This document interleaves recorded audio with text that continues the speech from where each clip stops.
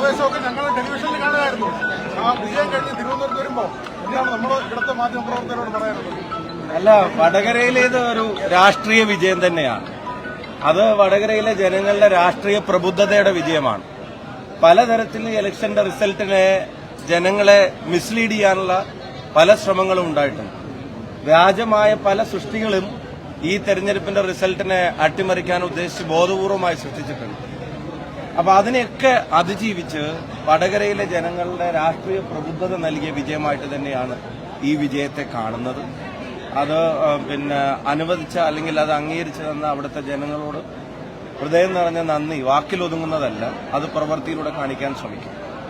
CPM-നും BJP-ക്കും കൃത്യമായ പാഠം കൂടിയാണ് വടകരയിലെ വിധിയെഴുത്ത്.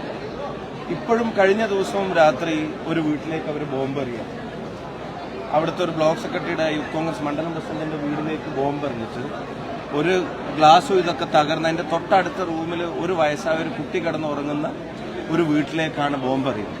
ഇഷ്ടം പോലെ ആവശ്യത്തിനനുസരിച്ച് ഇതിങ്ങനെ ഉപയോഗിക്കാൻ സ്റ്റോക്ക് ചെയ്ത് വെച്ചിരിക്കുന്ന ഒരു സാധനം തെരഞ്ഞെടുപ്പ് സമയത്ത് ഉണ്ടാക്കുകയും ആ സമയത്ത് അത് പൊട്ടിയ ഒരാൾ അവരുടെ തന്നെ ഒരാൾ മരിക്കുകയും ചെയ്തപ്പോൾ തൊട്ട് ഞങ്ങളിത് പറഞ്ഞുകൊണ്ടിരിക്കുകയാണ്. പക്ഷെ പോലീസ് ആക്ട് ചെയ്യുന്നില്ല.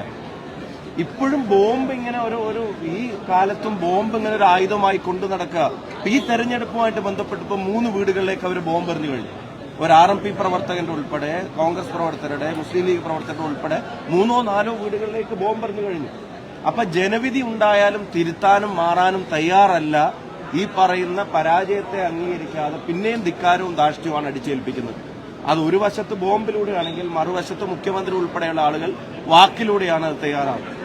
ഇപ്പം ഉർവസ് തിരുമേനിക്കെതിരെ ഉൾപ്പെടെ പറഞ്ഞ വാചകങ്ങളൊക്കെ തിരുത്തണം എന്നൊരു സർക്കാരിനോട് പറയാനുള്ള അവകാശം ഈ നാട്ടിൽ ഏത് പൗരനുമുണ്ട്.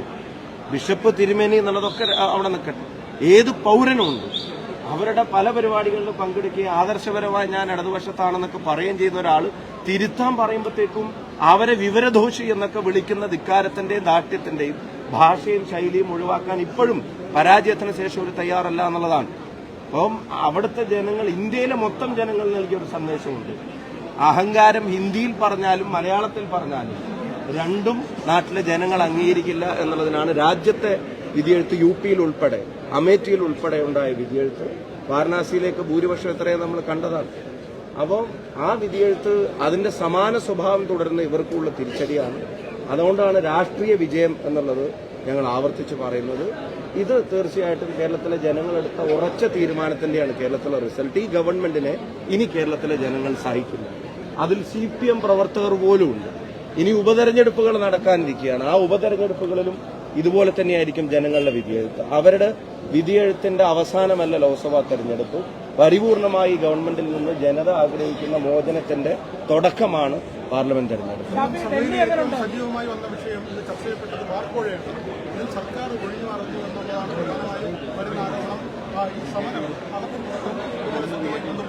സമാനമായ ഒരു വോയിസ് റെക്കോർഡിന്റെ പേരിൽ മാണി സാറെ സംബന്ധിച്ചൊക്കെ പറഞ്ഞിരുന്ന കാര്യങ്ങളൊക്കെ ഈ നാട്ടിലെ ജനങ്ങൾ മറന്നിട്ടുണ്ടോ?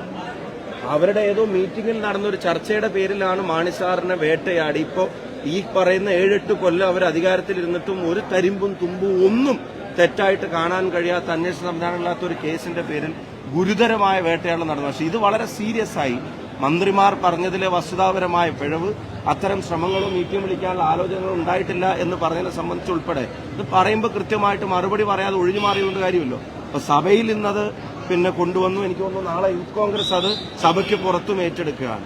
അഴിമതിയും സ്വജനപക്ഷപാതവും ധാർഷ്ട്യവും ധിക്കാരവും അതിന്റെ അങ്ങേ അറ്റമാണ്.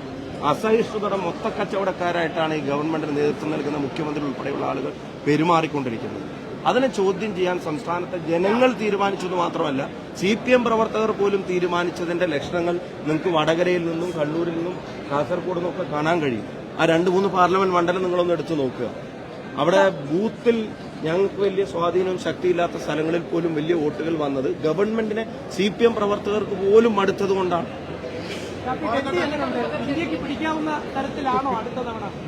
ഡൽഹിയിലെ രാഷ്ട്രീയ ക്ലൈമറ്റ് ഇപ്പം ഞാൻ പറഞ്ഞ അധികാരത്തിൽ ഏറി എന്ന് പറയപ്പെടുന്നവരുടെ ദയനീയതയും നിസ്സംഗതയും ഡൽഹിയിൽ നിൽക്കുമ്പോൾ അനുഭവപ്പെടുന്നുണ്ട്.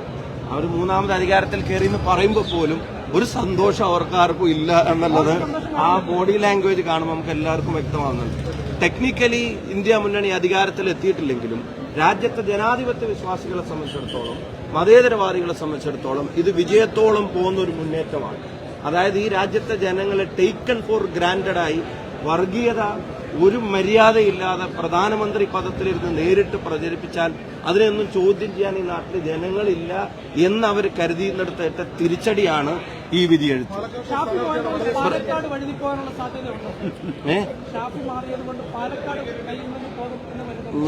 നിങ്ങൾ ഈ പാലക്കാട്ട് ഇപ്രാവശ്യത്തെ ഇലക്ഷൻ എന്താ അവലോകനം ചെയ്യാത്ത? എന്നോട് ആരോ ചോദിച്ചു തൃശ്ശൂരിലെ എഫക്ട് പാലക്കാട് ഉണ്ടാവുമെന്ന്. പാലക്കാട്ട് എഫക്ട് ഉണ്ടാവും. ശ്രീ VK ശ്രീകണ്ഠൻ ഉജ്ജ്വല ഭൂരിപക്ഷത്തിലാണ് പാലക്കാട് പാർലമെന്റ് മണ്ഡലം ജയിച്ചത്. അതിൽ ഉജ്ജ്വല ഭൂരിപക്ഷത്തിൽ എന്ന് വെച്ചാൽ എനിക്ക് കിട്ടിയതിനേക്കാളും 3 ഇരട്ടി ഭൂരിപക്ഷമാണ് പാലക്കാട് നിയമസഭാ മണ്ഡലത്തിൽ നിന്ന് ശ്രീ VK ശ്രീകണ്ഠൻ MP കിട്ടിയിട്ടുള്ളത്. അപ്പോ പാലക്കാട് വഴുതിപ്പോവല്ല, പാലക്കാട് ഉറച്ചു നീങ്ങാനുള്ള സാധ്യതയാണ് ഈ തെരഞ്ഞെടുപ്പും തെളിയിക്കുന്നത്. പാലക്കാട്ടെ ജനങ്ങൾ UDFനെ വിജയിപ്പിക്കും എന്നുള്ള കാര്യത്തിന് സംശയം വേണ്ട.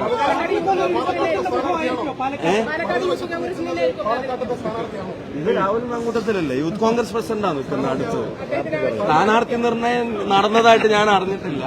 അത് നിങ്ങൾക്ക് എല്ലാവർക്കും അറിയാം. പാർട്ടി മുന്നണിയുമാണ് തീരുമാനിക്കുക. വിജയസാധ്യതക്ക് തന്നെയാണ് പ്രാധാന്യം ഉണ്ടാവുക.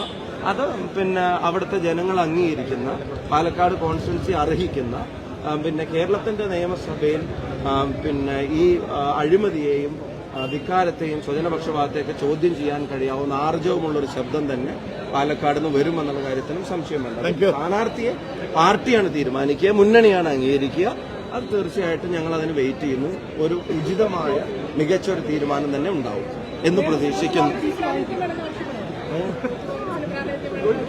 എല്ലാ കാലങ്ങളിലും ചെറുപ്പക്കാർക്ക് കൃത്യമായിട്ടുള്ള അവസരം നൽകിക്കൊണ്ടിരിക്കുന്ന പാർട്ടിയാണ് കോൺഗ്രസ്. ഞാൻ ഉൾപ്പെടെയുള്ള ആളുകൾ ഇന്ത്യൻ പാർലമെന്റിലേക്ക് പോകുന്നത് അത്ര മുതിർന്നിട്ടൊന്നുമില്ലല്ലോ അല്ലേ?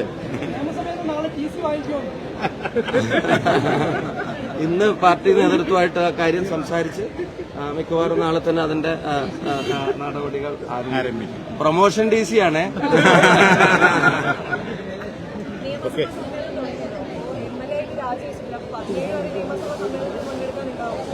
ഞാൻ അതിന്റെ പാർട്ടിയായിട്ട് പ്രതിപക്ഷ നേതാവ് ഉൾപ്പെടെയുള്ള ആൾക്കാരുമായിട്ട് സംസാരിച്ചിട്ട് അവർ നൽകുന്ന ഒരു ഉപദേശം അനുസരിച്ച് അതിന്റെ ബാക്കി കാര്യങ്ങൾ ചെയ്യും. എന്താണെങ്കിലും വടകരയിലെ ജനങ്ങളോടുള്ള പലരും പരാജയപ്പെടുമെന്ന് പറഞ്ഞപ്പോഴും തെരഞ്ഞെടുപ്പിന് മുമ്പ് പരാജയം പ്രഖ്യാപിച്ചപ്പോഴും അവർക്ക് ജനങ്ങൾ ചേർത്ത് പിടിച്ചാണ് ഉജ്ജ്വലമായ ഭൂരിപക്ഷം നൽകിയത്. ഞാൻ വടകരയിലും പറഞ്ഞു, ഡൽഹിയിലും പറഞ്ഞു. അങ്ങോട്ടേക്കുള്ള യാത്രയിലും ആ തെരഞ്ഞെടുപ്പ് ജയിക്കാനും അതിന്റെ ആദ്യം തന്ന സ്നേഹം പാലക്കാട്ടുകാരാണ് തന്നത്. അവരെയും ഈ അവസരത്തിൽ ഓർക്കാതിരിക്കാൻ കഴിയില്ല. പാലക്കാടുമായിട്ടുള്ള ബന്ധവും അറുത്തുമുറിച്ച് മാറ്റില്ല. ഈ തിരുവനന്തപുരത്ത് ഉൾപ്പെടെ നിങ്ങളുടെയൊക്കെ മുമ്പിൽ ഈ ദേശീയ യൂത്ത് കോൺഗ്രസ് പ്രവർത്തകർ ഉൾപ്പെടെ നടത്തിയ സമര പോരാട്ടങ്ങൾ അവിടെ അതൊക്കെ തീർച്ചയായിട്ടും അത്തരമൊരു വാശിയേറിയ തെരഞ്ഞെടുപ്പിൽ മത്സരിക്കുമ്പോൾ അതൊക്കെ വലിയൊരു കോൺഫിഡൻസ് തന്നിട്ടുണ്ട്.